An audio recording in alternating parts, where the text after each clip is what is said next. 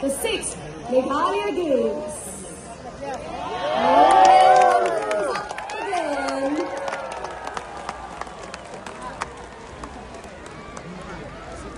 Hagani kejia kop lakai, kaban kot haga arp santrik pulaleng kot. Haga balahe jarsan sepangut kini lakai kini shimbenta haga arp pendai tili kejia kop lakai. Haga jingilang play kani kalumpung lakai. Haga sengi kebaar hamadan lakai Waejar Multi Sports Complex Jawai.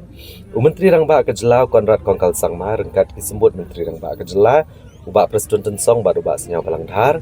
Ki Menteri Sorkar berkentup ubak Syakliar Warjeri U80 Mandal Dr. Amperin Lengdo ubak Komingwan Embon Ambassador ke Uzbekistan ke India Sardor Rustambev Working President ke Meghalaya State Olympic Association ubak John F. Kharshieng ke Vice President ke Meghalaya State Olympic Association ke Chairperson ke Reception Committee ke State Level Event ikong Mat Siudor Warnong Beri bat kiwe-kiwe.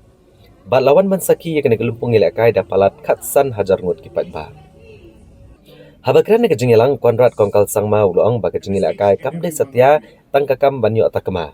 Mereka ke jingtai ke jinglong beriau, kebahikai ke jing Trishtom, bagi kentio ke jinglong renti bagi jing janai.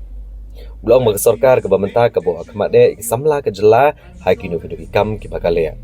Bagi jing penolong ya kum kini ke lempung ke penisha ke pertai.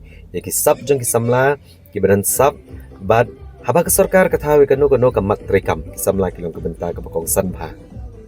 Ulang bagi sorkar kan penolong ya kini ke lempung ya lakai ki weki tan man la ke senam. Kebenaran di samla ban penyi ke jing tebet jongki pada ke Jogapur ban kentiru i distrik i kamela kai da ke bayu ban penlong lang ya ke Meghalaya Games. And there they fly right up in the sky, ignited by the heating. Our